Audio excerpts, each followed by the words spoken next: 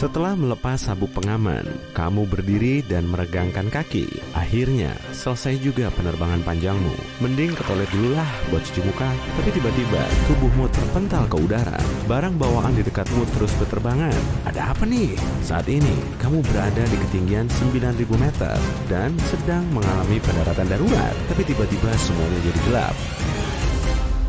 Pada awal tahun 2001, pesawat Boeing 747 Jumbo yang membawa lebih dari 400 orang lepas landas dari Bandara Internasional Haneda, Tokyo. Penerbangan ini berjalan normal sampai ke ketinggian 12.000 meter pada kecepatan stabil.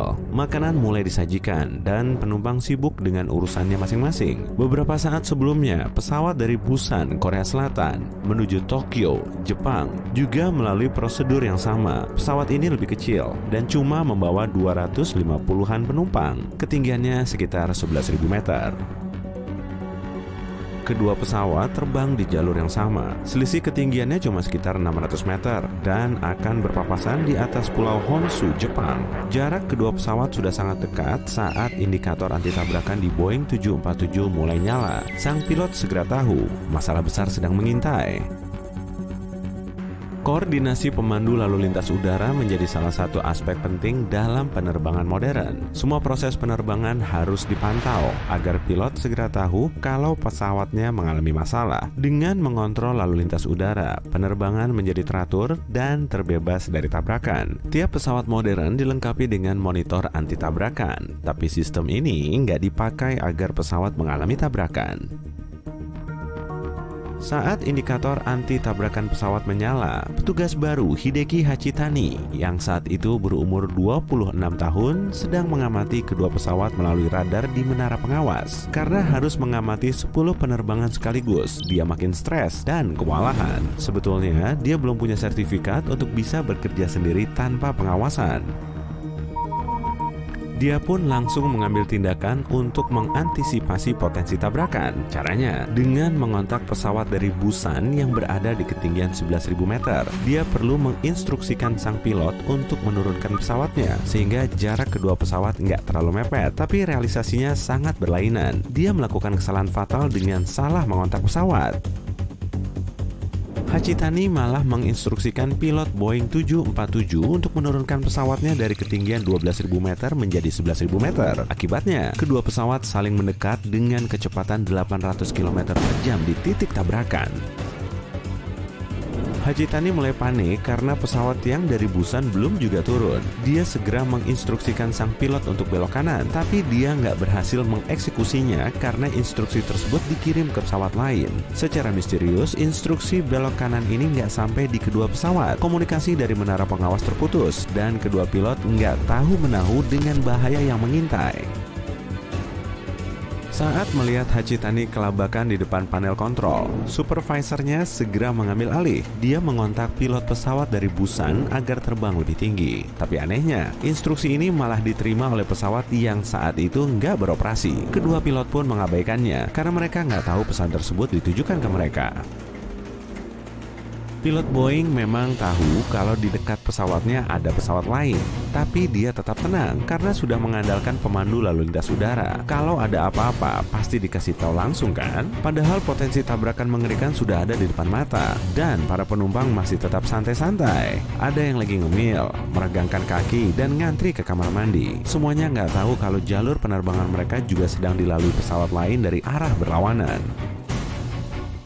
Keberuntungan masih berpihak pada 600 orang ini. Dengan pengalaman dan kredibilitasnya, sang pilot berhasil mengatasi situasi yang bikin merinding ini. Dari jendela kokpit, dia melihat objek yang seharusnya nggak pernah ada di hadapannya. Ternyata ada pesawat lain yang terus mendekat.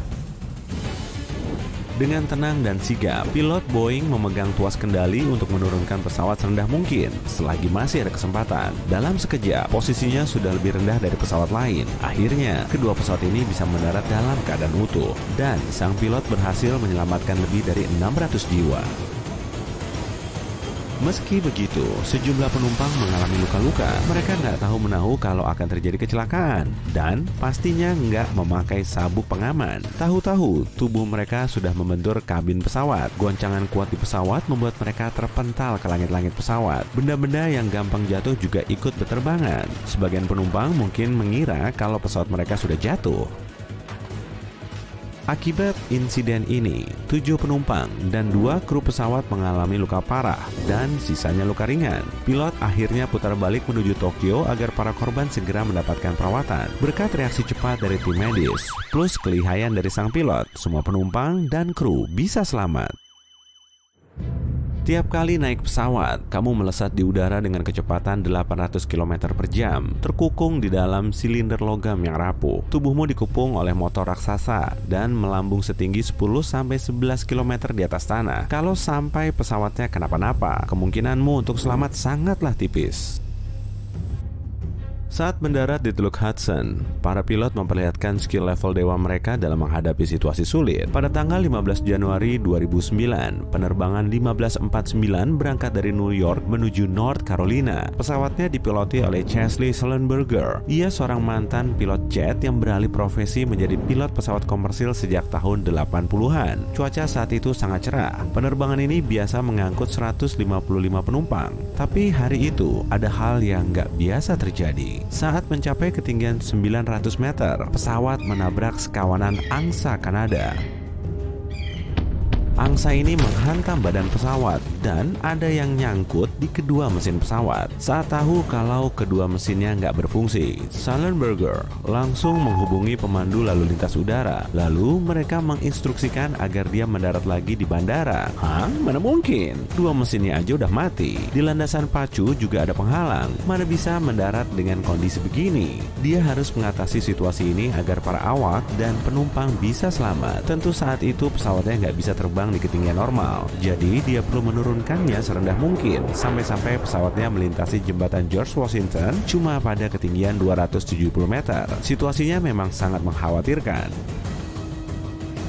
Sullenberger melihat sungai Hudson makin dekat saat pesawatnya melaju secepat 220 km per jam. Nggak ada pilihan lain selain mendarat di situ. Para petugas di menara pengawas terkaget-kaget mengetahui langkah beraninya. Tapi apa boleh buat? Para pilot terbiasa mendaratkan pesawatnya di landasan pacu, bukan di atas sungai. Nah, bisa kebayangkan sulitnya pendaratan di situasi ini kayak apa? Sullenberger perlu berpikir jernih agar bisa mendarat dengan mulus. Ekor pesawat harus bisa menyentuh air sebelum moncongnya. Kalau sampai kebalik, mesinnya akan makin rusak.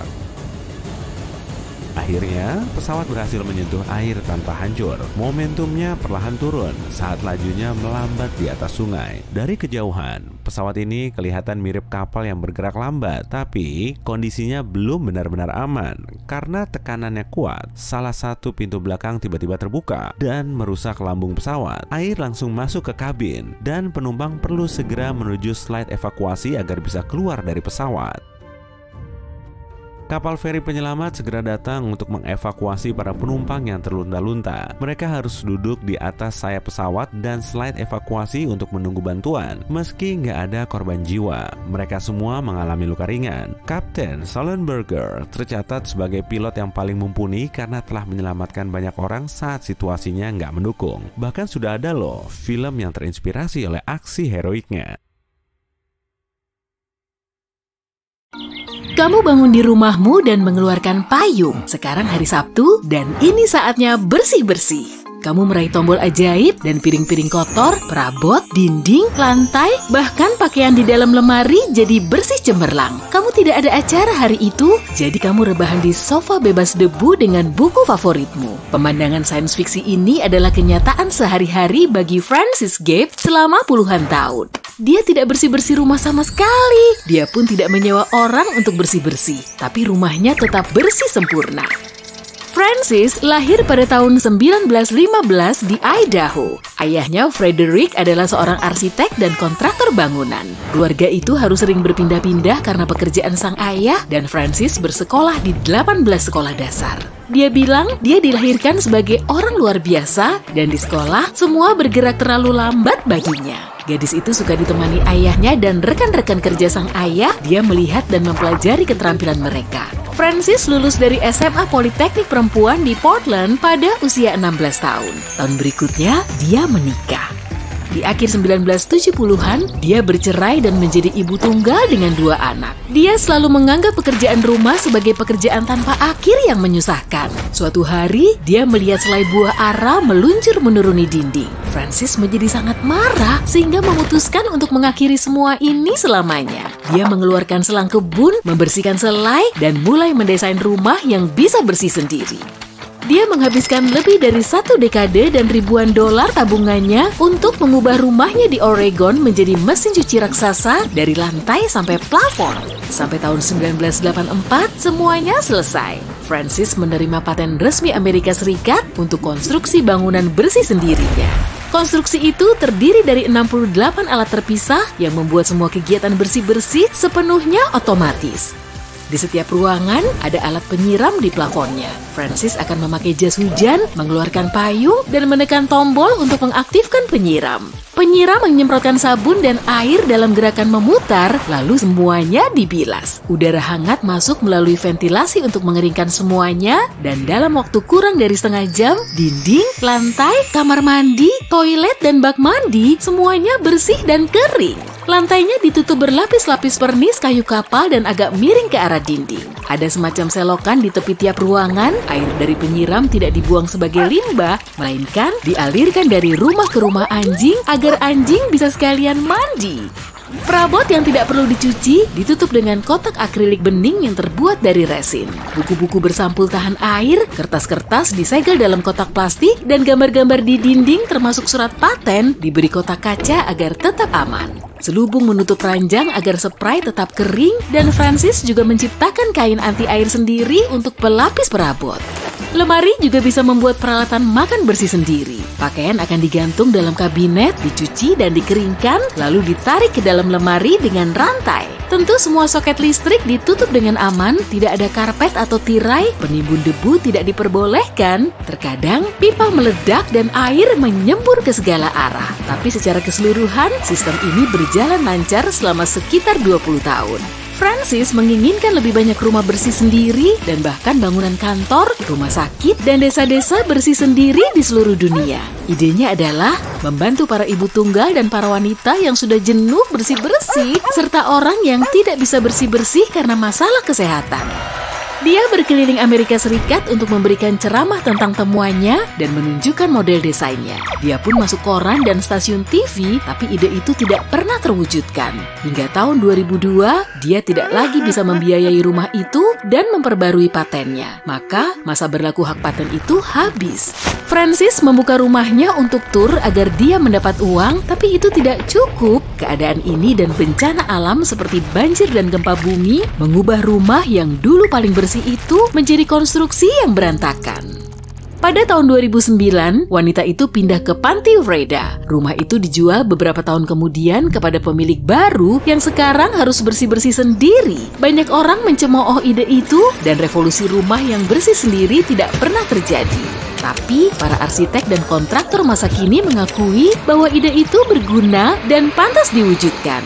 Di tahun 1998, saat komputer menjamur dan menyita perhatian, seseorang menemukan dan mematenkan ide cemerlang tentang dispenser permen motivasi. Alat ini dilengkapi sensor optik yang dihubungkan dengan layar. Sensor itu mengawasi semua aktivitasmu dan memberi hadiah permen setelah kamu mengirim email pekerjaan dan menyelesaikan makalah penting yang panjang. Makin banyak pekerjaan yang kamu selesaikan, makin banyak pula permen yang kamu dapat. Kantong mirip Seaborg untuk membawa pensil, ponsel, lip balm, dan barang-barang kecil lain di pergelangan tanganmu dipatenkan pada tahun 2001. Kalau kamu tidak suka menyapu daun-daun gugur, mungkin kamu akan suka solusi unik yang digambarkan penemunya cocok dengan gerakan tubuh seseorang. Celana pengumpul daun punya tabung fleksibel yang dipasang pada kaki celana dan sebuah jaring yang dipasang di antara keduanya untuk mengumpulkan daun saat kamu berjalan. Kamu bisa dengan mudah membuang tumpukan daun itu kemudian. Helm rumah kaca didesain untuk mendekatkan alam kepada warga kota besar. Kamu mengenakan kubah anti kabut yang menutup sendiri di kepala, dilengkapi dengan berbagai tanaman kecil di rak-rak terpasang. Saat kamu mengeluarkan napas, tanaman itu mengurus zat buangan dan memberimu oksigen murni. Helm itu dilengkapi dengan sistem intercom yang memungkinkan kamu berkomunikasi dengan orang-orang di luar kubahmu. Kalau kamu punya anabul tapi nggak sempat untuk memberinya perhatian fisik tanpa henti seperti yang diinginkan, pasti kamu akan senang dengan alat pengelus hewan peliharaan otomatis. Alat ini punya tangan mekanik yang cocok untuk kucing dan anjing dan memainkan nada menenangkan. Alat ini aktif saat si Heli atau Meong berada dalam jangkauan sensor gerak. Telinga anabul bisa saja masuk ke piring makannya dan membuat makanan berceceran, kan? Pada tahun 1980, ada yang berusaha mengatasinya dan mematenkan pelindung telinga hewan ringan yang bisa diatur dan mudah dipakai. Alat ini didesain khusus untuk hewan peliharaan, terutama anjing yang bertelinga panjang agar telinganya tidak terkena makanan. Mereka juga menyarankan untuk menghias alat itu pada kesempatan khusus. Masker wajah anti makan juga ditemukan saat itu bagi mereka yang harus melalui hari-harinya di dekat makanan karena alasan profesional. Para koki, juru masak, dan staf restoran lain yang menangani makanan bisa mengenakan dan menguncinya dengan gembok kecil. Bernapas dan berbicara masih mungkin, tapi masker ini sangat menyulitkan makan. Yang terpenting adalah jangan sampai kehilangan kuncinya atau kamu terpaksa diet selamanya. Celana kereta luncur dilengkapi dengan tempat duduk untuk meluncur menuruni bukit, juga tali kaki serta pinggang agar terpasang dengan aman. Alat ini dikonfigurasikan untuk mengikuti bentuk tubuh manusia. Untuk menghentikan kereta luncur ketika sampai di tujuan, kamu harus melipat bagian bawah ke atas dan berjalan sambil berpura-pura tidak menaiki celanamu sendiri. Alat latihan kepala ditemukan pada tahun 1923 untuk melancarkan peredaran darah. 2 orang menggigit pelat logam dengan gigi mereka. Pelat itu dihubungkan dengan pegas. Saat kedua orang itu menarik pelat, mereka akan melakukan semacam tarik tambang untuk kepala. Seseorang menemukan ide brilian arloji yang bisa memberitahumu berapa lama sisa hidupmu dalam tahun, bulan, dan menit. Perkiraan harapan hidup itu didasarkan pada beberapa metode statistik dan faktor kesehatan pribadi pemiliknya. Arloji itu dilengkapi mikroprosesor untuk menyimpan data dan beberapa tombol serta saklar untuk menyetel ulang data itu. Pakaian penampil hewan peliharaan akan menjadi pilihan pas bagi yang tidak bisa meninggalkan tuanya di rumah sendiri. Ini adalah rompi atau ikat pinggang dengan banyak saluran berbentuk tabung yang memutari badan pemilik. Seluruh konstruksinya transparan, ada bilik-bilik kecil tempat memberi makan dan mengeluarkan hewan itu. Ada juga alat pengumpul tip otomatis yang terdiri dari sebuah tangan palsu dan kotak uang yang dipakai di pinggangmu. Jika uang yang dimasukkan seseorang ke dalam tabung penghubung sepertinya tidak cukup, akan muncul tulisan bukan obral. Sepatu laut ditemukan pada tahun 1960-an dibuat untuk berjalan di atas air. Pembuatnya memakai baling-baling kaki itik dan butuh keseimbangan yang baik dari pemakainya agar tetap mengapung. Nama wanita ini Lillian Boyer. Tunggu sebentar. Kenapa dia berdiri di sayap pesawat? Iya, dari tahun 1921, Lillian mencari uang dengan melakukan aksi gila di udara di atas pesawat. Dia sangat paham cara menampilkan atraksi seru dan dia jadi terkenal di seluruh Amerika Serikat. Tapi Lillian memulai karir uniknya ini tanpa sengaja. Dia tadinya hanya pelayan biasa berusia 21 tahun dan bekerja di sebuah restoran di kota Chicago. Semua ini berubah saat pilot bernama Elmer Partridge dan Johnny Mature rajin mengunjungi restoran tempat Lillian bekerja. Suatu hari, mereka menawari Lillian naik pesawat tua bersayap ganda milik mereka, pesawat jenis Curtiss JN-4D bernama Jenny. Lillian setuju dan mereka menuju bandara setempat. Maka Lillian pun mengudara. Ini adalah penerbangan pertamanya dan dia senang sekali. Terbang sama sekali tidak membuatnya takut. Bahkan dengan angin kuat menerpa wajahnya dan bunyi mesin menderu di telinganya, Lillian menyadari kalau pesawat adalah hidupnya. 4 hari kemudian, Partridge bertanya kepada Lillian apakah dia ingin terbang lagi. Kali ini, Lillian memutuskan untuk melakukan sesuatu yang berani. Ketika pesawat terbang pada kecepatan 105 km per jam, dia bangkit dari tempat duduknya dan berdiri di sayapnya.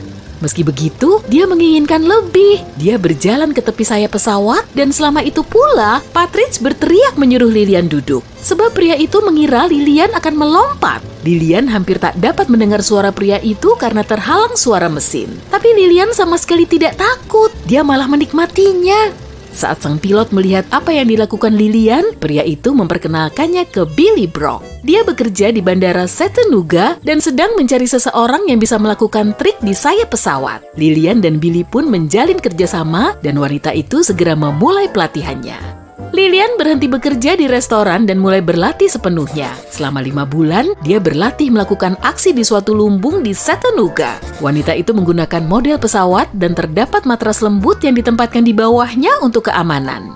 Lilian berlatih gimnastik dengan seorang instruktur, juga melakukan jogging dan olahraga lainnya. Dia pun mengubah kebiasaan makannya. Tak lama, dia siap untuk penerbangan aslinya. Lilian pun berhasil membuktikan dirinya sebagai yang terbaik. Dia adalah stunt person wanita pertama yang melakukan trik seperti bergantung di pesawat dengan satu tangan atau bergantung dengan lututnya, bahkan dengan pergelangan kakinya. Keberaniannya memukau banyak orang dan dia langsung menjadi populer. Lilian dan Brock mulai melakukan pertunjukan udara di berbagai pameran dan festival dan dia berubah menjadi selebritas. Saat keduanya datang ke kota baru, orang-orang selalu mengenali mereka. Selalu ada mobil yang menunggu Lilian dan dia punya banyak penggemar berat. Saat itu, Lilian adalah satu-satunya wanita yang bisa melakukan atraksi yang sangat berbahaya. Atraksinya termasuk keluar dari kokpit dengan memegang kabel tipis yang punya mouthpiece di ujungnya. Lalu dia akan melakukan beberapa trik di ujung sayap, kemudian bergelantungan di bawah pesawat, dengan hanya berpegangan pada giginya. Para penonton tidak bisa melihat kabel itu dari jarak ratusan meter di bawah sana, jadi aksi ini terlihat sangat mengejutkan sekaligus menakutkan. Para penonton akan menjerit ketakutan saat Lilian melakukan trik ini. Lalu, Brock akan menurunkan tangga khusus yang kemudian diraih Lilian, sembari dia kembali ke kursinya lagi. Namun, terkadang juga terjadi kecelakaan. Ini mengingatkan Lilian dan Brock kalau mereka menjalani aksi yang sangat berbahaya dan mereka harus berhati-hati sebaik mungkin. Pada salah satu pertunjukan mereka di tahun 1924, keduanya merencanakan untuk melakukan trik yang berbeda dari biasanya. Brock akan melakukan jungkir balik, sementara Lilian berdiri di sayap atas pesawat bersayap ganda itu. Gagasannya adalah Lilian akan menyelipkan kakinya ke tali, lalu gaya sentrifugal dari putaran tersebut bisa membantu Lilian menjaga keseimbangannya. Namun, saat melakukan trik itu, terjadi suatu masalah. Dan tali di kaki Lilian putus. Tubuh Lilian terbentur keras ke sayap pesawat, tapi dia berhasil kembali ke kursinya. Wanita itu terluka, tapi dia tetap melanjutkan pertunjukannya. Ketika Lilian melakukan pertunjukan di Trenton, New Jersey pada bulan Oktober 1925, Lilian kembali mengalami 3 kecelakaan saat melompat dengan parasut. Di hari pertama pertunjukannya, angin mengempaskan wanita itu menjauh dari titik mendaratnya dan dia terjatuh di atas kursi kinciria. Sebagian penonton menyangka kalau itu hanyalah aksi gila lainnya, tapi itu benar-benar situasi yang sangat berbahaya. Untungnya, operator kinciria itu menyadari kalau Lilian berada dalam bahaya dan segera menghentikan wahana tersebut. Di hari kedua, Lilian tidak bisa mengontrol parasutnya dan menabrak atap tribun. Lilian menabrak dengan keras dan nyangkut di sana. Orang-orang harus mencari tangga untuk membantu Lilian turun. Di hari ketiga pertunjukannya, parasut Lilian hampir mendarat di atas tenda. Dia menarik tali parasutnya sekuat tenaga agar bisa mengubah arah. Hal itu membuat parasutnya terbalik dan Lilian jatuh dari ketinggian sekitar 15 meter langsung ke tanah. Dia mengalami banyak luka dan harus dibawa ke rumah sakit. Namun dia dirawat dengan baik di rumah sakit selama 2 bulan dan seluruh tagihannya dibayar oleh orang tak dikenal. Lilian berpikir orang itu adalah ketua pameran tersebut. Ternyata pria itu menyukai Lilian dan berhubung Lilian adalah bintang, banyak sekali pria yang mengaguminya. Namun, Lilian tidak membahayakan hidupnya demi uang atau ketenaran. Lilian melakukan semua itu untuk dirinya sendiri. Brocklah yang mendapatkan hampir semua uang dari pertunjukan mereka dan itu adalah keputusan Lilian. Mereka biasanya melakukan aksi selama 2 atau 3 hari berturut-turut. Pada saat itu, mereka dibayar sekitar $1.000 sampai $1.200 untuk 1 kali penampilan. Namun, Lilian hanya menerima sekitar $100 dan Lilian sendiri yang bilang kalau itu jumlah uang yang lumayan banyak dan sudah cukup baginya. Oleh karena itu, Brock yang menjalankan bisnisnya, melakukan perawatan pesawat dan menyewa mekanik juga kru. Tapi pertunjukannya dinamai Lillian Boyer's Flying Circus. Dan itu ada alasannya, Brock jatuh cinta kepada Lillian. Bekerja bersama terus-menerus membuat keduanya sangat dekat, tapi percintaan mereka tidak berhasil. Lillian berkata kepada pria itu tidak akan ada hubungan apapun di antara mereka. Tapi Brock tetap menyayanginya dan wanita itu sangat berterima kasih kepadanya. Lillian menaruh kepercayaan atas nyawanya kepada pilotnya itu dan Lillian pun mengagumi keahlian pria tersebut. Bahkan menurut Lillian, Brock adalah pilot terbaik yang pernah dikenalnya. Setiap sebelum terbang, pria itu selalu memeriksa 2 kali semua sistem, perkabelan, dan mekanismenya. Brock akan menyuruh Lillian ke tempat dia harus melangkah dan wanita itu akan mendengarkannya. Dan Brock lah yang selalu punya ide untuk trik mereka. Ada kepercayaan penuh di antara keduanya dan mereka bekerja sebagai satu tim. Setelah Brock meninggal, Lillian terus melakukan aksinya dengan pilot lain. Tapi dia tidak mempercayai pilot tersebut seperti dia mempercayai Brock. Salah satu trik unggulannya adalah pindah dari mobil ke pesawat. Tapi Lillian tidak pernah sukses melakukannya dengan pilotnya yang baru. Sepanjang karir aksinya antara tahun 1921 hingga 1928, Lillian melakukan 352 pertunjukan di 41 negara bagian Amerika Serikat dan Kanada. Dia melakukan 143 aksi dari mobil ke pesawat dan 37 lompatan dengan parasut. Namun, pada tahun 1928, terbang dengan ketinggian jelajah rendah dilarang sehingga pertunjukan aksi berbahaya di sayap pesawat pun berakhir. Hampir setengah abad kemudian, Lillian kembali menjadi selebritas di Museum Aerospace San Diego. Ada satu bagian dari pameran di museum itu dipersembahkan untuk pencapaiannya yang luar biasa. Lillian menjadi tamu kehormatan di seluruh acara di sana. Pada suatu malam, dia mendapatkan salah satu kejutan terbaik dalam hidupnya, yakni mengikuti penerbangan dengan pesawat bersayap ganda Boeing PT-17. Kali ini, Lillian yang sudah berusia 80 tahun tidak berjalan di sayap pesawat tersebut atau melakukan aksi berbahaya. Namun, ketika mendarat, Lillian mengakui kalau dia ingin sekali melakukannya. Hanya saja, pilotnya telah memintanya untuk tidak keluar dari kokpit. Selain itu, Lillian juga tidak mempercayai si pilot sedalam dia mempercayai Brock.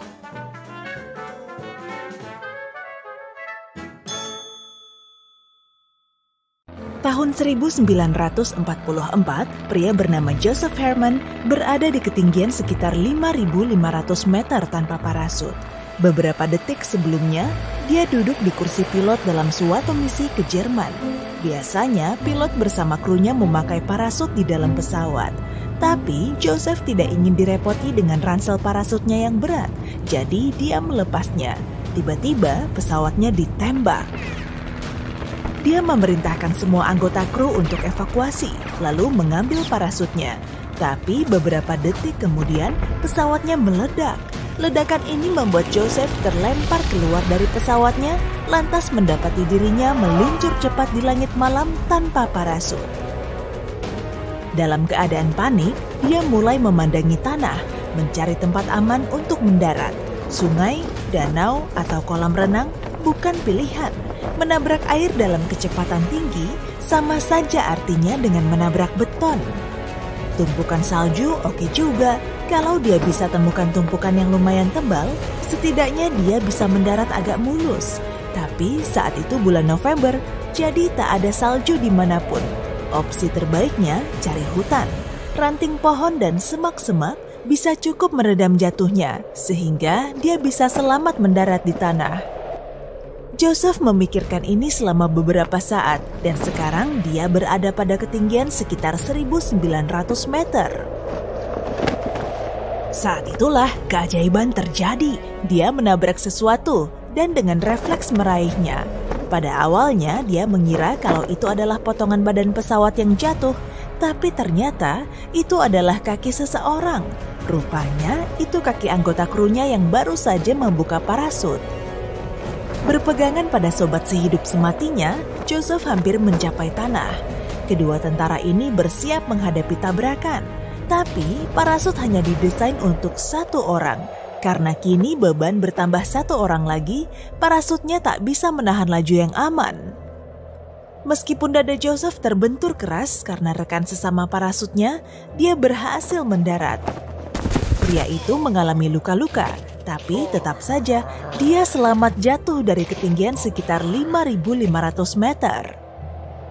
Tapi itu bukan termasuk rekor jatuh bebas tanpa parasut. Perkenalkan, Vesna Vulovic. Sekitar 50 tahun yang lalu, dia adalah pramugari pelatihan dan seperti biasanya sedang melayani penumpang di kabin. Pesawatnya terbang pada ketinggian lebih dari 10.000 meter dan tiba-tiba hancur berkeping-keping. Vesna selamat dalam kekacauan ledakan itu dan jatuh bebas. Vesna segera pingsan dan tak mengingat apa yang dia lakukan selagi dirinya jatuh ke tanah. Beberapa menit kemudian dia mendarat, atau lebih tepatnya jatuh, dan dia selamat. Seorang pengawas hutan menemukannya terbaring di antara reruntuhan pesawat. Dia mengalami begitu banyak luka, tapi setelah 16 bulan dia sembuh seperti sedia kala. Dia bahkan ingin kembali menjalani pekerjaannya sebagai pramugari. Vesna tidak mengingat peristiwa ledakan atau jatuhnya itu. Mungkin dia terselamatkan oleh pepohonan dan salju. Penghormatan terbesar bagi sang pengawas hutan yang menemukan dan memberi Vesna pertolongan pertama.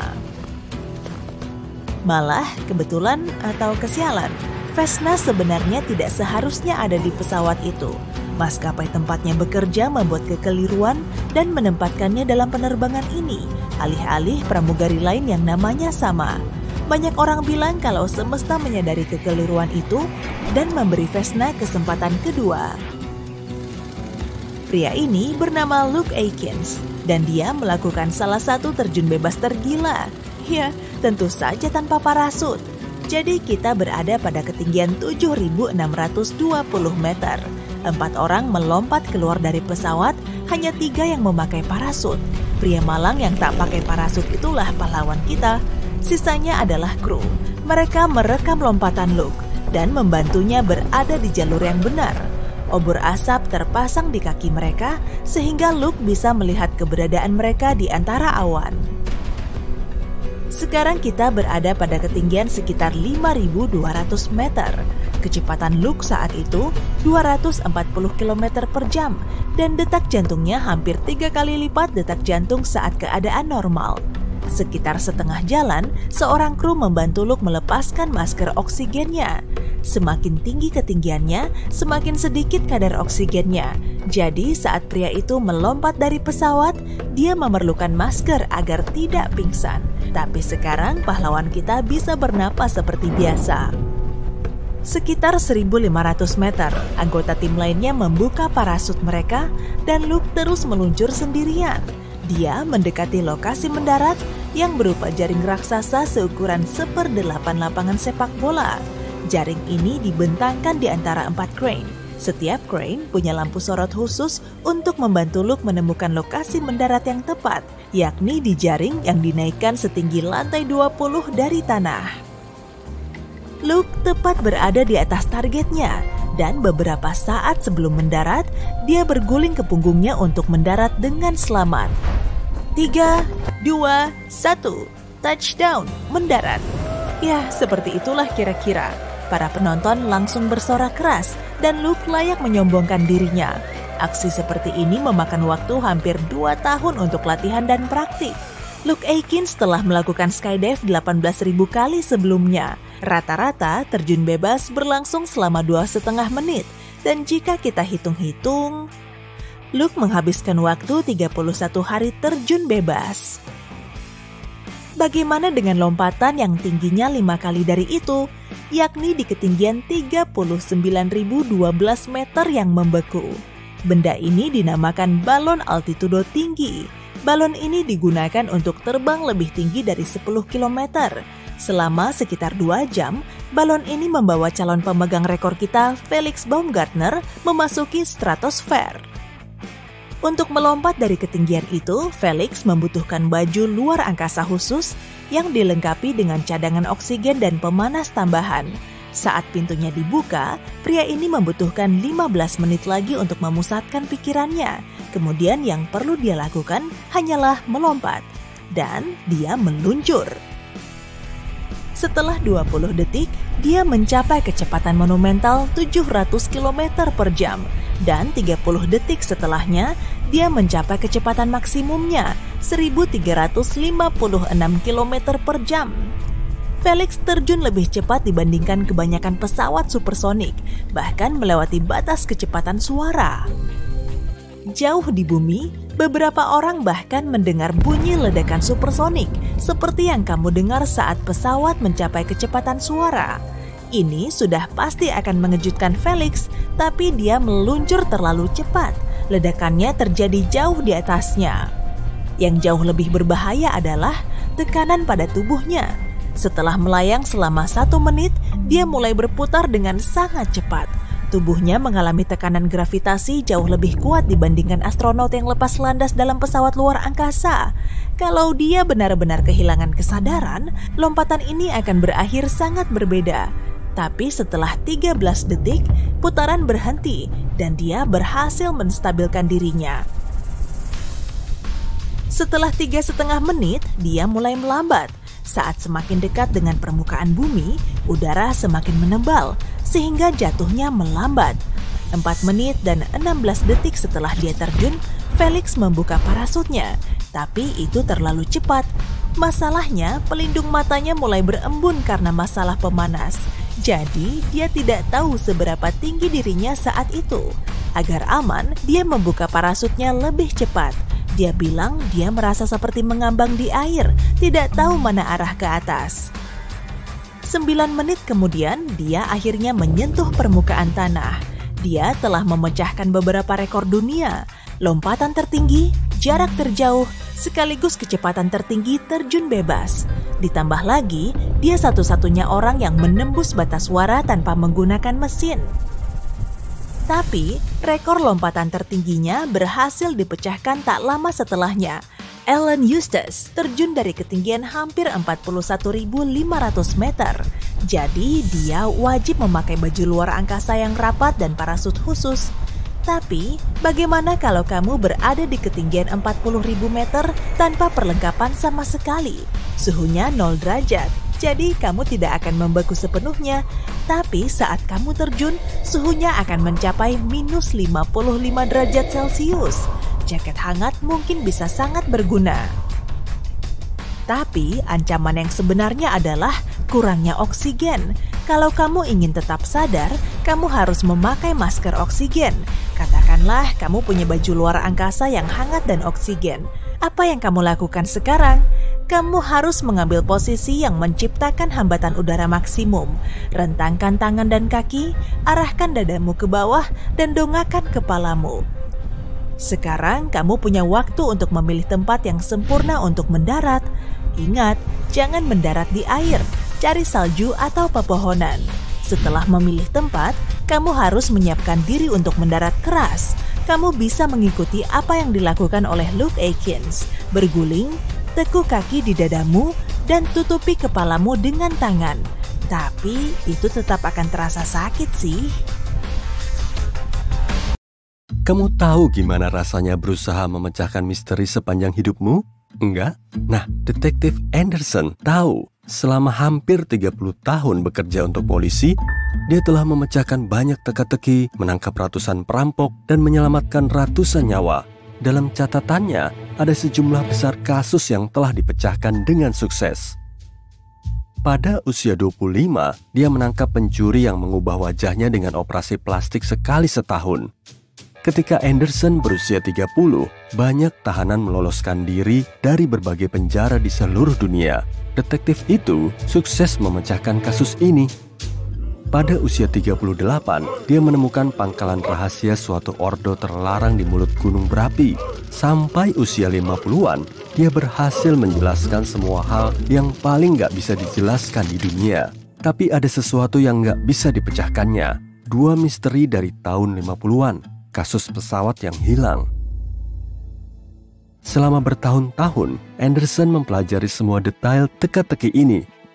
Sayangnya, saat cerita ini dimulai, dia masih terlalu muda. Yang dia miliki cuma dugaan dan catatan. Tapi baru-baru ini, suatu pikiran tiba-tiba menghampirinya. Untuk pertama kali dalam bertahun-tahun, dia merasa akhirnya bisa memecahkan misteri ini. Tapi untuk itu, dia harus menyelami cerita ini lagi. Jadi, dia membuka lemari dan membaca 2 majalah tua berisi artikel mendetail tentang insiden ini. Yang pertama terjadi di musim panas tahun 1955. 1 Juli. Penerbangan Pan Am 914 akan berangkat dari Bandara New York dengan 61 penumpang. Pesawatnya model Douglas DC-4, nggak seperti pesawat modern. Pesawat ini memakai baling-baling raksasa, bukan turbin. Jadi, semua penumpang memakai sabuk pengaman. Pesawat melaju di landasan pacu, menambah kecepatan, dan lepas landas. Pesawat naik ke angkasa dan hilang dari pandangan. Tujuannya ke Florida. Lama penerbangan harusnya 3 jam. Layanan dispatcher mengamati pesawat di radar mereka ketika tiba-tiba Pan Am 914 lenyap. Operator mencoba menghubungi pilot, tapi nggak ada respons. New York melaporkan ini ke Florida. Mereka bilang juga nggak bisa melihat pesawat itu. Biasanya, para pilot mengontak lewat radio jika pesawat menabrak atau memasuki badai. Tapi kali ini, nihil. Setelah beberapa kali upaya untuk menghubungi gagal, mereka memberangkatkan operasi pencarian besar-besaran. Komunikasi dengan pesawat itu terganggu saat pesawat terbang di atas Samudra Atlantik. Karena itu, maskapai harus mengakui bahwa pesawat jatuh ke air. Tapi versi ini nggak punya bukti. Jika pesawat jatuh dengan cara itu, penyelamat akan menemukan puing-puing yang terapung. Beberapa bagian dari kabin atau bagasi akan sampai di permukaan. Kali ini, para penyelamat nggak menemukan apapun. Pesawat nggak mengirim sinyal bahaya dan nggak meninggalkan jejak kecelakaan apapun. Sepertinya, pesawat menguap begitu saja. Orang melupakan bencana ini selama 37 tahun. Kemudian, sesuatu yang ganjil terjadi. 1992, Venezuela, Bandara Caracas. Menara pengawas menerima sinyal ada pesawat tak dikenal mendekati mereka.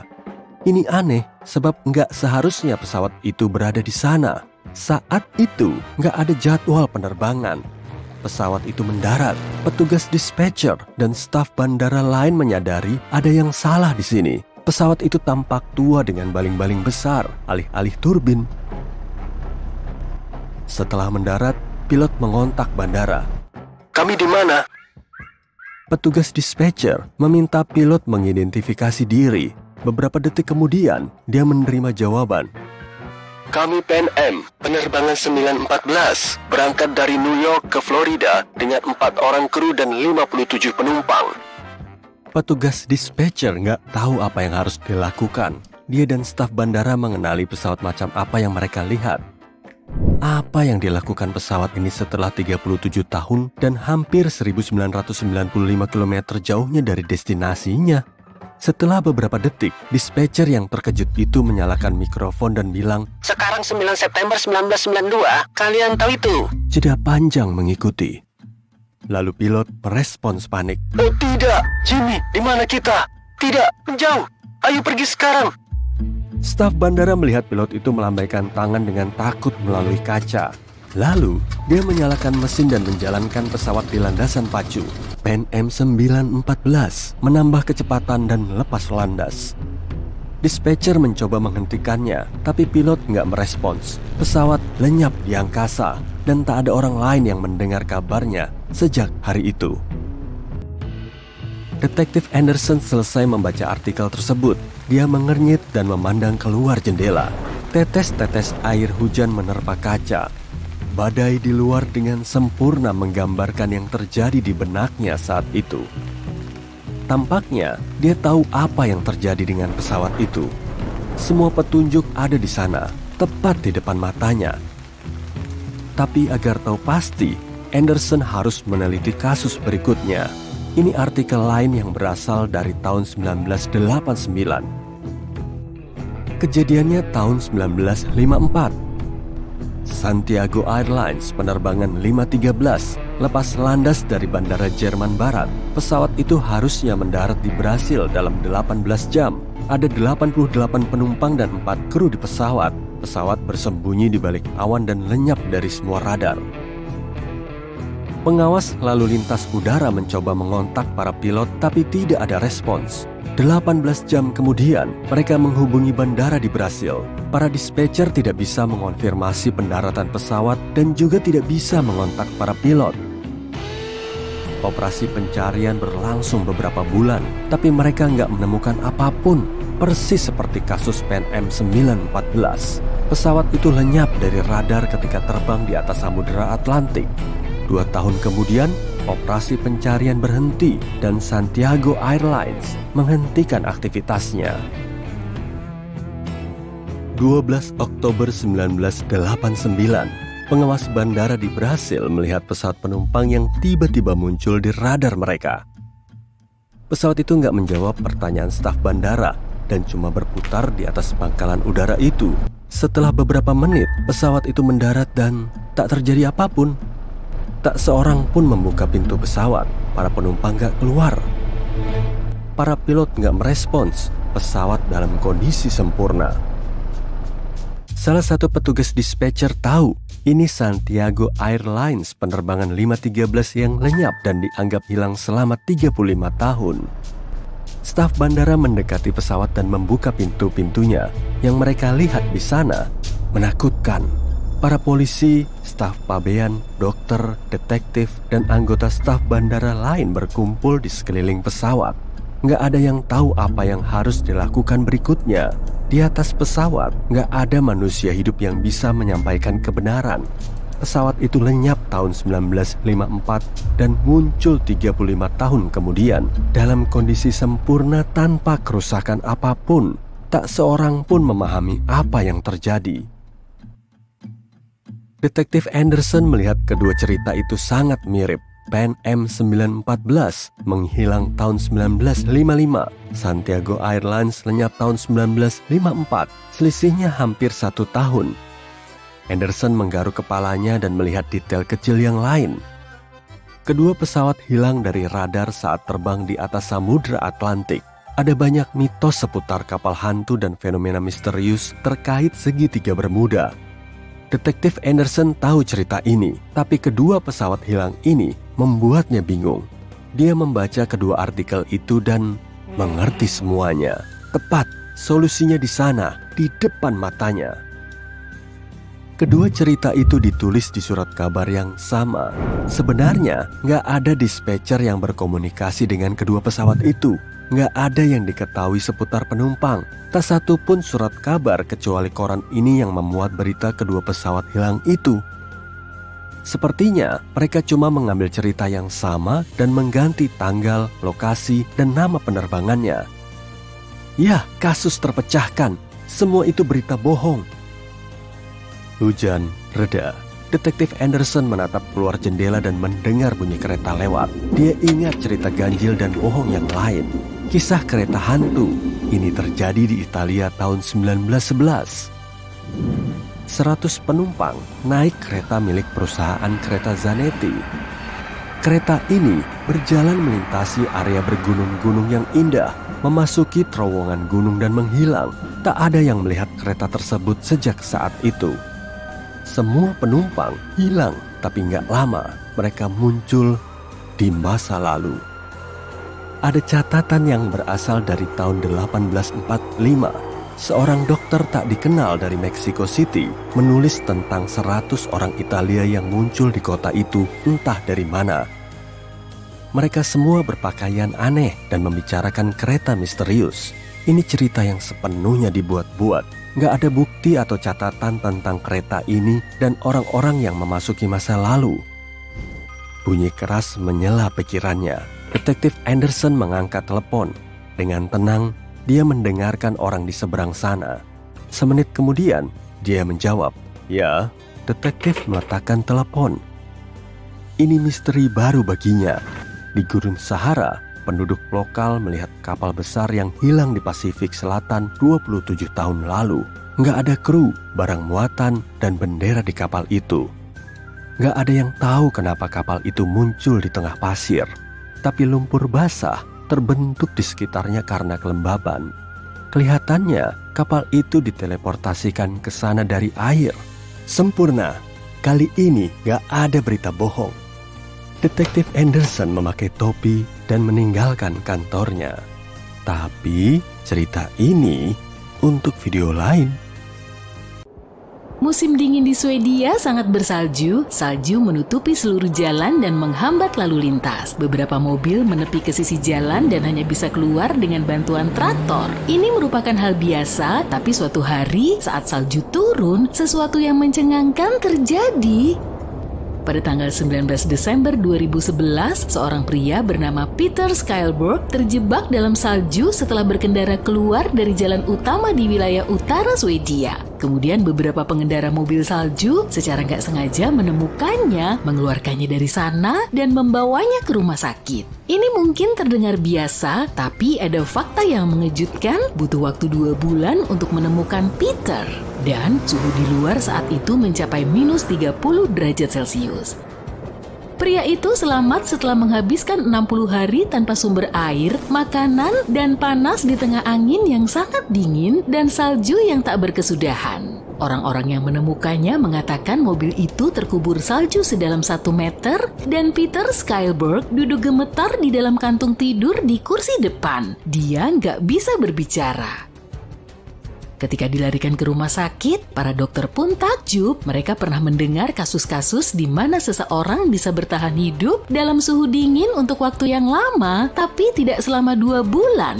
Seseorang bisa hidup tanpa air selama beberapa hari, tapi Peter nggak mengalami masalah ini karena bisa memperoleh air dari salju.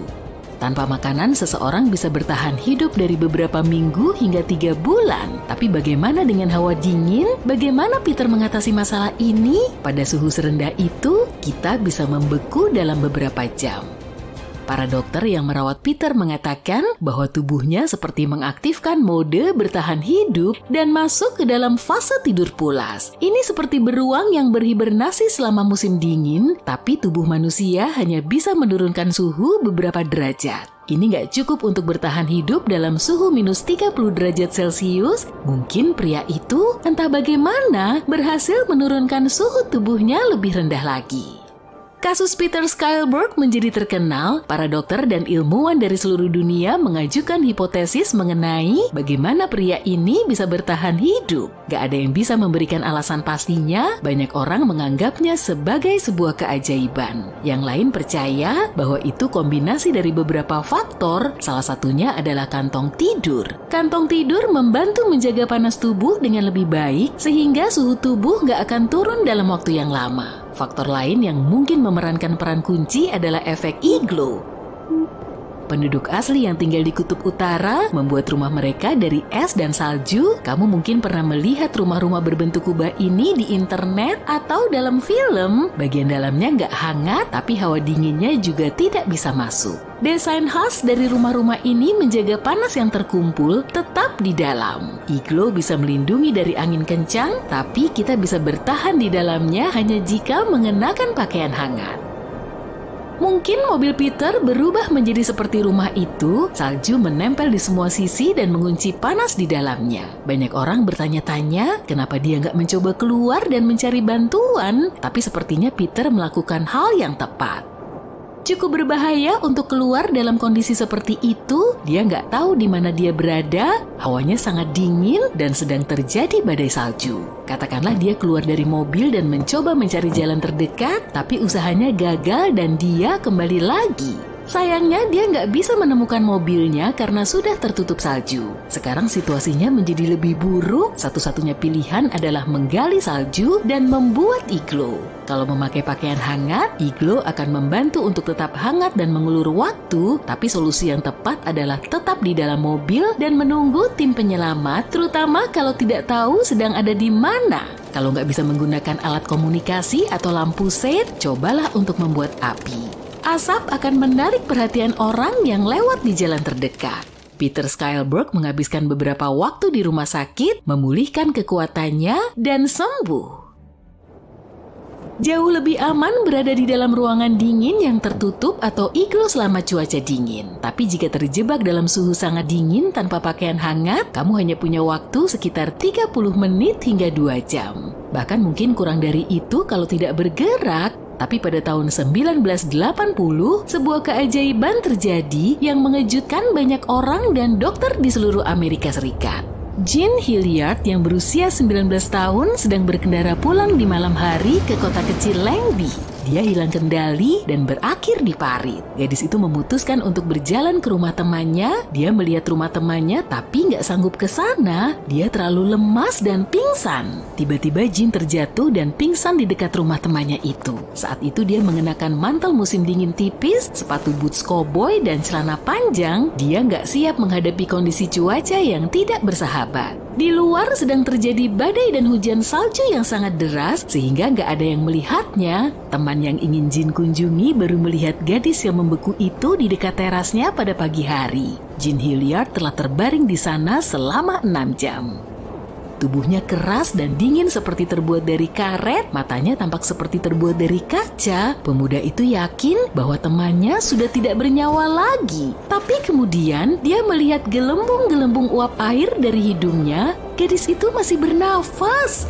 Dia pun membawa Jean ke rumah sakit. Tubuhnya nggak bisa menekuk, jadi sulit untuk memasukkan gadis itu ke dalam mobil. Para dokter segera bergegas menolong Jean, tapi itu nggak mudah. Mereka bahkan nggak bisa menyuntiknya karena jarum suntik terus-menerus patah. Otot-ototnya terlalu kaku dan membeku. Tubuhnya mengaktifkan mode darurat dan berhenti menyuplai darah ke otot dan jaringan lunak. Seluruh darah diarahkan ke organ-organ vital. Selain itu, dalam mode darurat, organisme kita memperlambat semua proses internal tubuh. Jantung mulai berdetak lebih lambat, paru-paru menyerap lebih sedikit oksigen, dan metabolisme nyaris berhenti. Penghematan energi tersebut membantu gadis itu bertahan hidup. Tapi para dokter lebih terkejut lagi karena Jean nggak mengalami masalah serius. Dia mengalami radang dingin, tapi kristal es nggak merusak kulit dan jaringan lunaknya. Para dokter menghangatkan gadis itu dengan banyak bantalan pemanas. Setelahnya, barulah mereka bisa menyuntikkan obat. Beberapa jam kemudian, Jean kembali sadar. Hasil pemeriksaan menunjukkan Jean dalam kondisi sehat. Kenyataannya kita bisa terjebak dalam situasi darurat tidak hanya di alam saat cuaca buruk. Kamu bisa terjebak di dalam lift di sebuah gedung yang penuh dengan orang di Manhattan tanpa ada yang mengetahuinya. Hal ini terjadi pada tahun 1999 kepada Nicholas White. Manajer berusia 34 tahun itu sedang lembur di kantor dan memutuskan untuk beristirahat. Setelah menghirup udara segar di luar, Nicholas menekan tombol lift untuk kembali ke lantai 43. Tapi dia terjebak di dalam lift. Saat itu sudah cukup larut dan hampir semua pekerja sudah meninggalkan gedung. Parahnya lagi, saat itu adalah Jumat malam. Nicholas nggak punya telepon, makanan, dan air.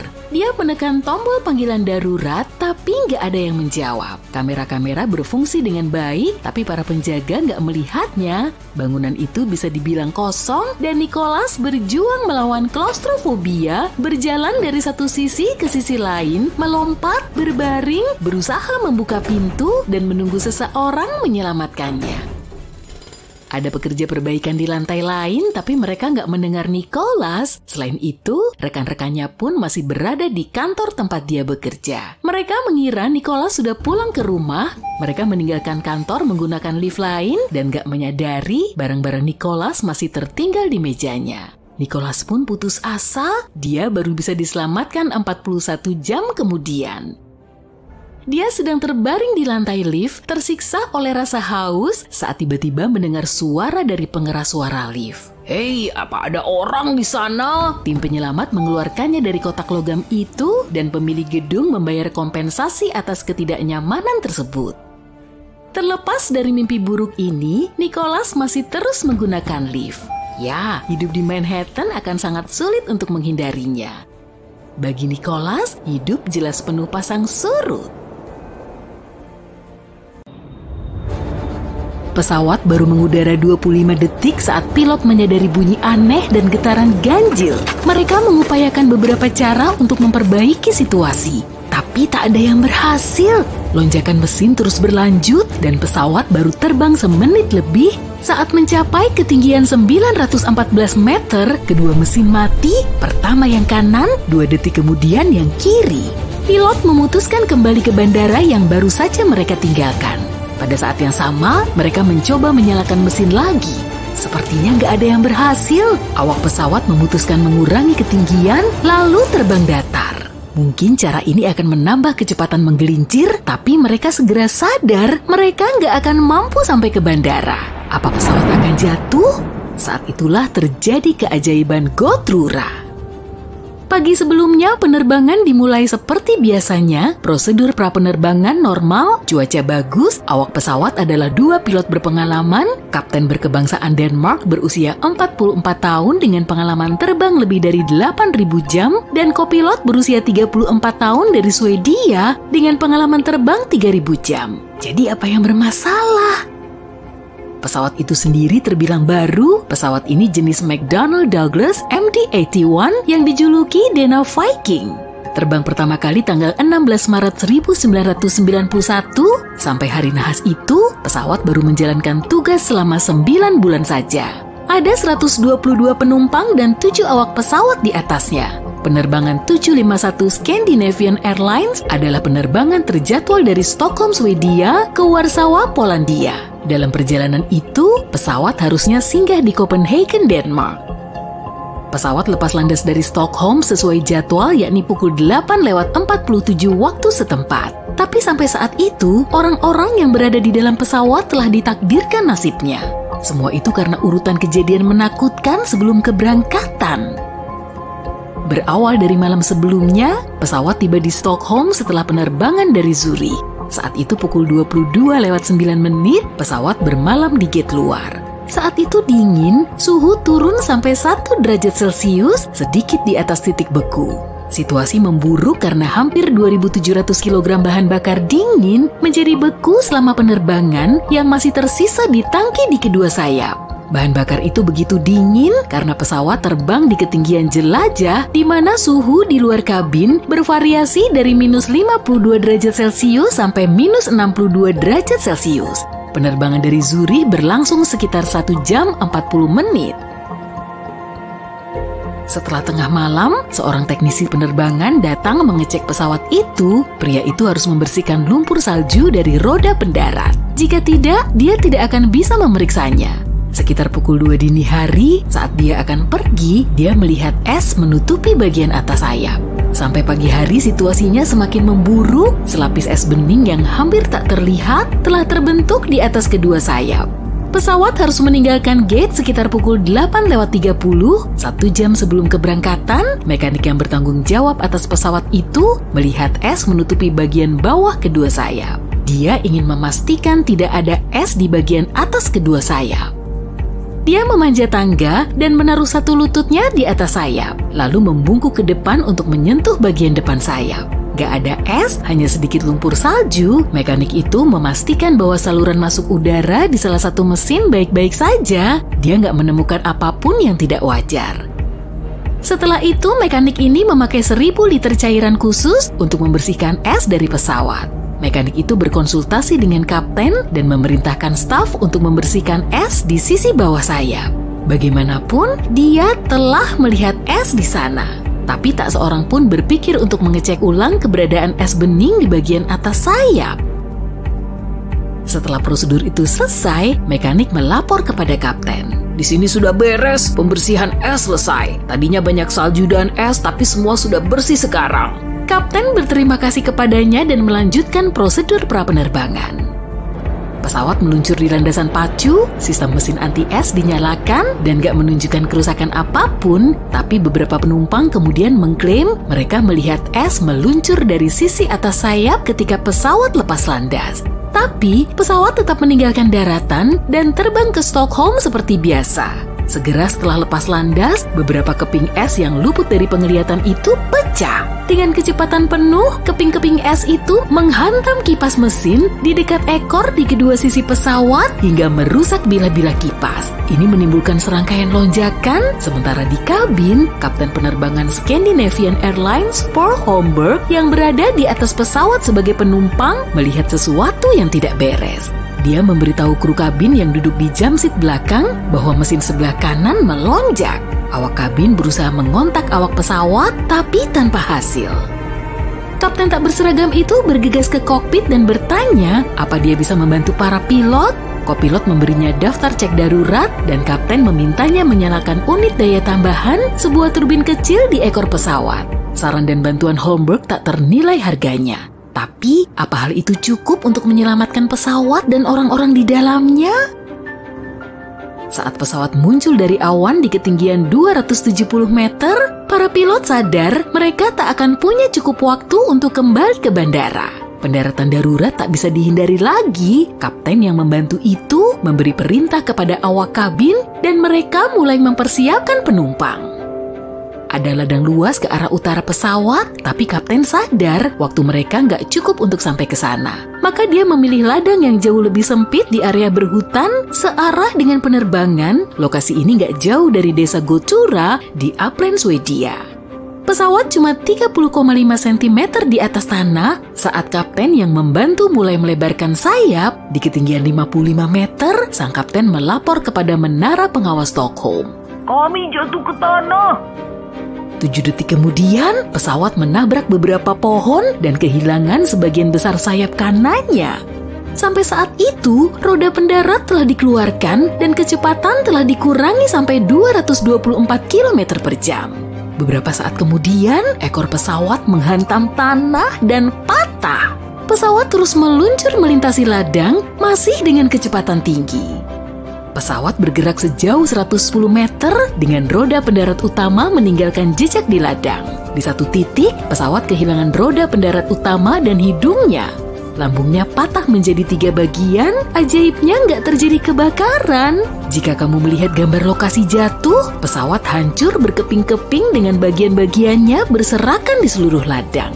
Sulit dipercaya bahwa 129 orang di atasnya selamat. Ini seperti mukjizat. Tapi ini berkat reaksi cepat dan instruksi tepat kru kabin kepada penumpang. Mereka nggak panik dan meminta orang-orang mengambil posisi brace tepat pada waktunya untuk mencegah korban jiwa. Bahkan yang lebih mengejutkan lagi, hampir semua penumpang kecuali 4 orang keluar dari pesawat sendiri. Nggak heran kecelakaan ini dijuluki keajaiban. Tetapi pesawatnya nggak beruntung. Pesawat berumur 9 bulan itu rusak parah sehingga langsung dihapus dari daftar aset. Semua orang memuji tindakan awak pesawat. Pendaratan itu luar biasa terampil, terutama dalam situasi yang bahayanya meningkat cepat. Kapten sendiri mengakui sedikit sekali pilot yang terpaksa menguji keahlian yang mereka peroleh selama pelatihan, setidaknya hingga tingkat ini.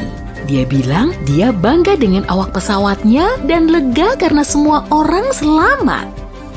Dan dia nggak pernah kembali menjadi pilot pesawat komersial lagi. Hei, mau dengar sesuatu yang mengejutkan? Pada stop kontak rumahan biasa yang kita gunakan untuk mengecas ponsel, tegangannya adalah 110 volt. Kabel listrik tegangan tinggi yang menyediakan listrik untuk puluhan bangunan memiliki tegangan 100.000 volt. Sedangkan energi satu sambaran petir lebih dari 10 juta volt. Dan suhu petir hampir 2 kali lipat suhu di permukaan matahari loh. Muatan yang luar biasa ini melesat dengan kecepatan hanya 2,5 kali lebih lambat dari kecepatan cahaya. Bayangkan apa yang terjadi pada seseorang ketika petir menyambarnya. Baiklah, biar ku jelaskan. Aliran listrik melewati tubuh dalam waktu 1/100 detik. Petir bisa menghentikan detak jantung dan mengganggu kerja seluruh sistem saraf. Awalnya mungkin kamu nggak menyadari apa yang terjadi. Mungkin kamu akan kehilangan kesadaran dan tubuhmu akan mengalami syok. Setiap harinya terjadi beberapa juta sambaran petir di dunia. Untungnya, kecil kemungkinan kita untuk tersambar petir. Kemungkinan petir menyambarmu adalah sekitar 15.300 banding 1. Sebanyak sekitar 20.000 orang tersambar petir setiap tahunnya. Kemungkinan tersambar petir 2 kali bahkan lebih kecil lagi. Lalu, seberapa besar kemungkinan kita tersambar petir sampai 7 kali sepanjang hidup kita? Ini tampaknya mustahil, tapi ada orang yang pernah mengalaminya. Namanya adalah Roy Sullivan. Dia lahir pada tahun 1912 di Greene County, Virginia, dalam sebuah keluarga besar dengan 7 orang anak. Roy adalah seorang pria biasa dan gak berbeda dengan saudara-saudaranya. Tapi entah kenapa, kekuatan alam memilihnya. Pada tahun 1936, dia mulai bekerja sebagai penjaga hutan di Taman Nasional Shenandoah. Di sana, petir menyambarnya 7 kali dalam kurun waktu 35 tahun. Insiden pertama terjadi pada bulan April 1942. Pada hari itu, terjadi badai petir yang kuat.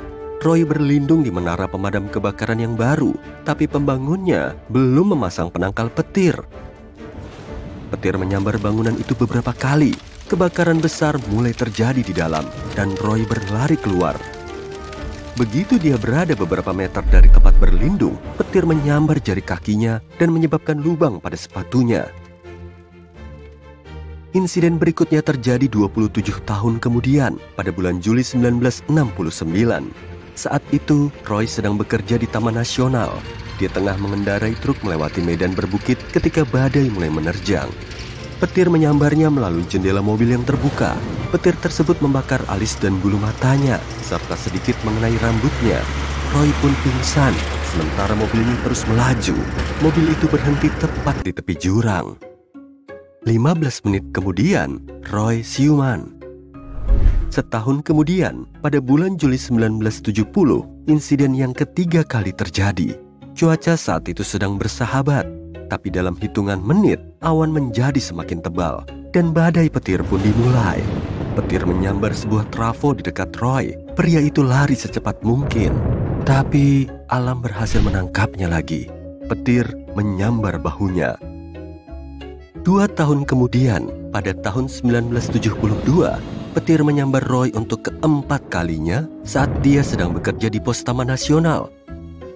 Sambaran itu membuat rambutnya terbakar, lalu dia berlari ke kamar mandi dan menggunakan handuk basah untuk memadamkan api di kepalanya. Sejak saat itu, Roy mulai curiga ada kekuatan jahat tak kasat mata yang memburunya. Dia mulai membawa sebotol air untuk memadamkan api kalau terjadi lagi. Sambaran kelima terjadi di Taman Nasional lagi. Ini terjadi pada tahun 1973. Roy tersandung batu dan jatuh. Pada saat itu, dia melihat awan petir di langit. Merasa ketakutan, dia berlari ke truknya, masuk ke dalam, dan tancap gas. Roy mengemudi sejauh mungkin dari tempat itu. Kemudian, dia berhenti dan keluar dari mobil untuk melihat di mana badai itu berada. Dan saat itu juga, petir menyambarnya lagi. Petir itu mengenai lengan kiri dan kaki kirinya, serta membakar sepatunya. Roy dengan cepat naik kembali ke dalam truk dan memadamkan api dengan menggunakan botol airnya. Pada tahun 1976, insiden ke-6 terjadi. Roy sedang berjalan di jalur setapak di taman, hanya 1,6 km jauhnya dari tempat petir menyambarnya terakhir kali. Kemudian, awan badai muncul kembali. Petir menyambar dan mengenai telapak tangan Roy. Setelah sambaran ke-6, dia mulai curiga ada yang gak beres dengan taman itu. Setelah 40 tahun bekerja, Roy akhirnya memutuskan untuk berhenti. Akhirnya, dia berharap petir akan berhenti mengejarnya, tapi ternyata dia salah. Pada saat itu, pria ini sudah menjadi bak selebritas, tapi ketenaran semacam itu membuatnya nggak bisa menikmati hidup. Orang-orang takut berada di dekatnya karena percaya petir bisa menyambar mereka kapan saja. Wartawan memberi Roy Sullivan julukan Spark Ranger dan konduktor petir manusia. Tentu saja pria itu nggak menyukai semua ini dan merasa sangat kesepian. Selain masalah ini, dia juga mengalami ketakutan secara terus-menerus dan merasa tersiksa. Setiap saat dia selalu khawatir petir akan menyambar kapan saja. Untungnya dia sudah menikah.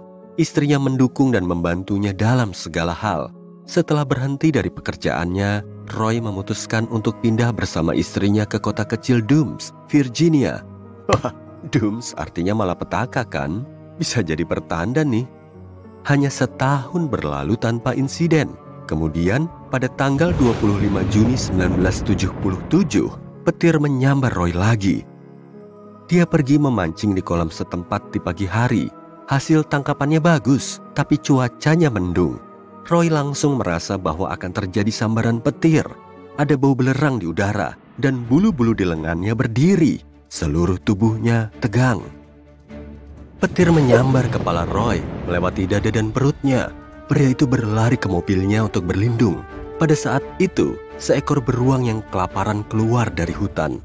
ia mendekati ember berisi ikan milik Roy untuk mengambil semua ikan trout yang ditangkapnya. Roy berlari keluar dari mobil dengan rambut membara untuk mengusir hewan itu. Setelah sambaran petir ke-7, dia kehilangan kemampuan pendengaran di telinga kirinya dan menyadari kalau dia nggak bisa bersembunyi dari petir dimanapun.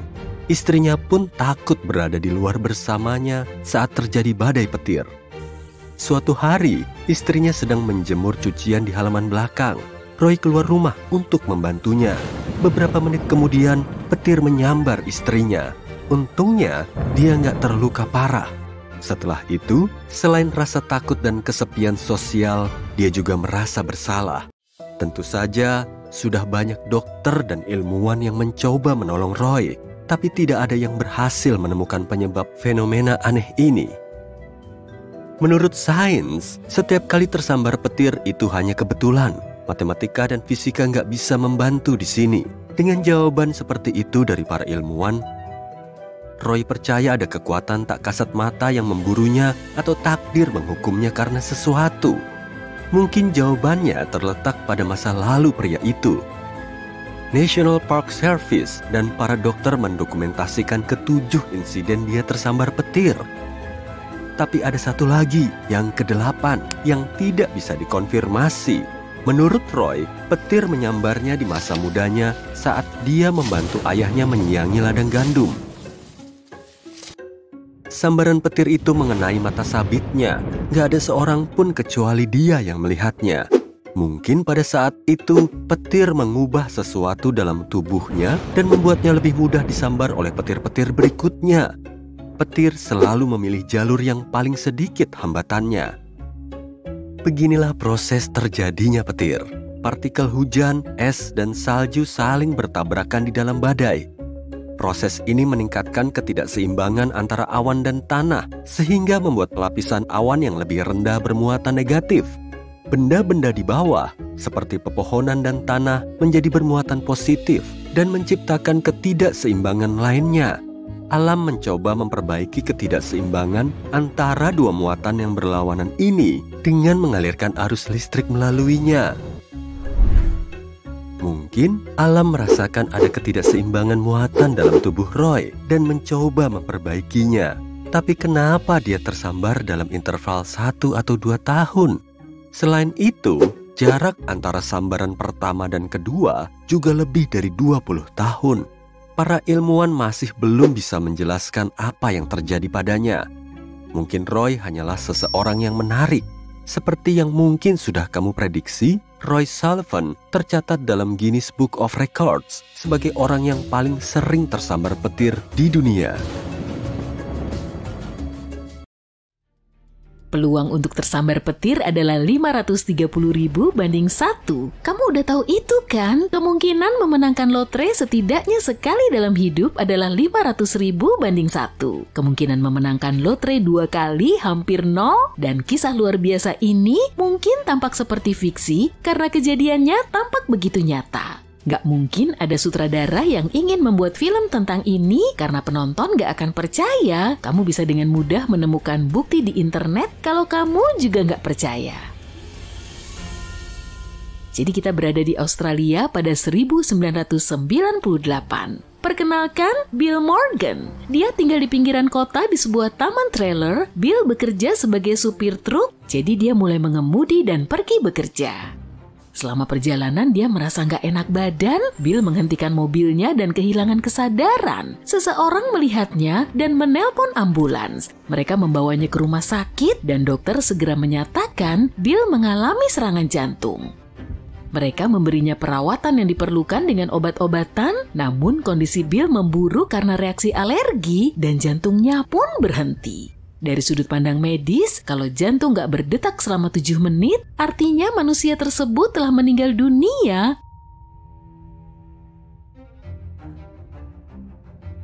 Jantung Bill sudah berhenti sekitar 14 menit. Sepertinya udah nggak ada kesempatan. Tapi dokter terus berjuang, kemudian keajaiban pun terjadi. Bill hidup kembali. Jantungnya berdetak lagi, tapi otak pasien gak menunjukkan tanda-tanda kehidupan. Bill mengalami koma. Beberapa hari telah berlalu, dokter memahami Bill berisiko akan tetap berada dalam kondisi lumpuh selama sisa hidupnya. Bahkan jika dia sadar kembali, otaknya akan tetap rusak. 12 hari telah berlalu, dokter menawarkan kepada keluarga Bill untuk melepaskan mesin pendukung kehidupan. Tapi mereka menolak dan pada saat yang sulit ini, keluarga bertemu dengan spesialis dari rumah sakit lain. Dia memberitahu mereka tentang perawatan eksperimental yang mungkin bisa membantu. Mereka nggak bisa menjamin Bill akan bertahan hidup, tapi setidaknya mereka bisa mencoba. Keluarga pun menyetujui dan membawa Bill ke rumah sakit lain. Setelah diobati dengan obat baru, Bill menghabiskan 15 hari lagi dalam keadaan koma. Kemudian, suatu hari dia sadar dan mulai membaik. Yang terjadi padanya adalah apa yang disebut para dokter sebagai keajaiban medis. Namun keajaiban yang sesungguhnya sedang menunggu. Dia pun kembali ke taman trailernya di pinggiran kota Melbourne dan terus tinggal di sana bersama pacarnya, Linda. 12 bulan telah berlalu, Bill bekerja lagi sebagai sopir. Dia melamar kekasihnya dan mempersiapkan pernikahan. Dia pun masuk ke dalam truk dan pergi ke kota untuk urusan bisnis.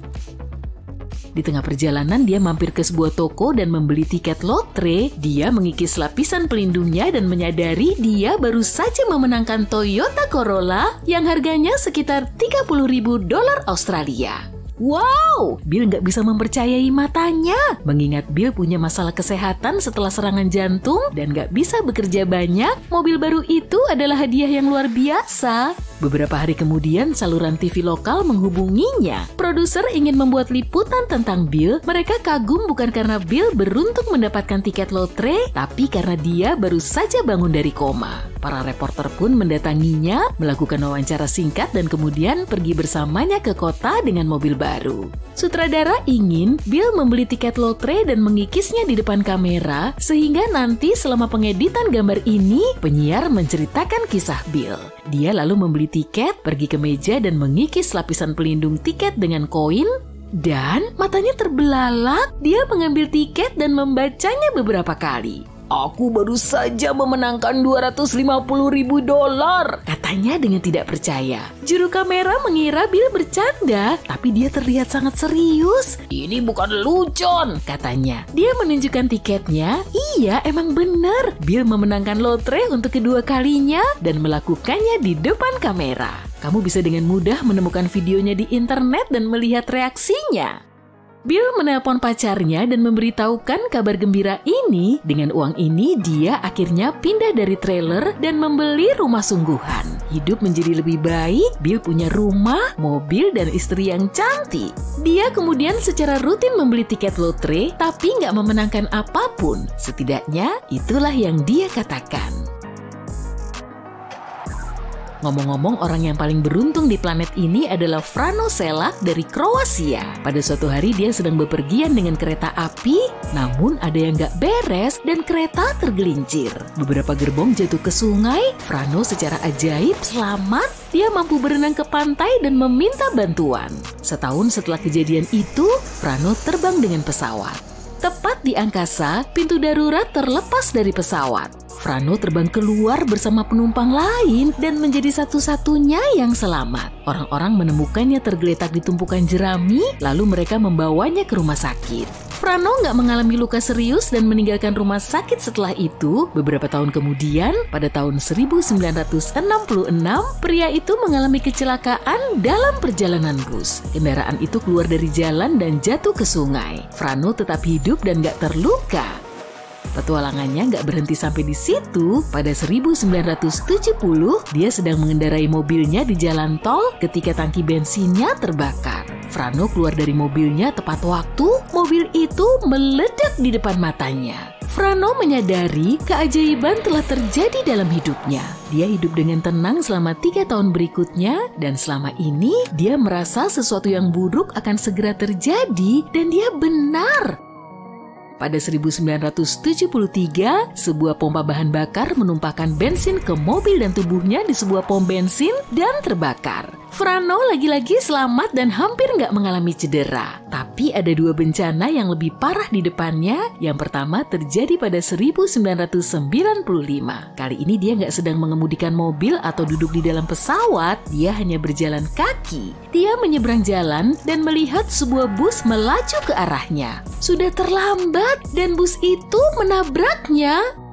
Untungnya Frano selamat, dia nggak terkejut lagi dan hanya ingin kecelakaan-kecelakaan ini berhenti. Hal terakhir terjadi ketika dia sedang mengendarai mobilnya di pegunungan. Tiba-tiba sebuah truk besar muncul di jalur berlawanan, truk itu melaju ke arahnya dengan kecepatan tinggi. Frano berhasil melompat keluar dari kendaraan dan tetap hidup. Mobilnya meledak dan dia mengalami goresan dan memaringan. Sulit untuk percaya pada keberuntungan seperti itu, atau mungkin itu adalah nasib buruk mengingat Frano sudah sering mengalami bencana. Bagaimanapun, banyak orang memutuskan untuk memverifikasi keaslian cerita ini. Ternyata nggak ada yang bisa mengkonfirmasi kecelakaan pesawat dan kereta api, nggak ada laporan tentang insiden-insiden ini. Mungkin Frano menciptakan semua ini atau menambahkan beberapa detail yang fantastis untuk membuat ceritanya lebih sulit dipercaya. Kita nggak akan pernah tahu kebenarannya, tapi satu hal tentang pria ini yang bisa kamu ketahui dengan pasti, setelah semua cobaan ini, Frano benar-benar beruntung. Dia memenangkan hampir $500 juta dalam lotre. Dia membeli sebuah rumah mewah, tapi kemudian menjualnya. Setelah semua bencana yang dia alami, dia menyadari uang bukanlah hal yang utama. Dia menikah 5 kali dalam hidupnya, dan setelah menjual rumah tersebut, dia kembali ke rumah sederhana untuk menghabiskan sisa hidupnya bersama istri kelima yang dicintainya. Sementara itu, semua uang yang tersisa dihabiskan untuk operasi pinggul yang rumit dan untuk amal. Wow, bayangkan jika Frano menjadi seorang pengemudi taksi online, apakah kamu mau naik mobil bersamanya?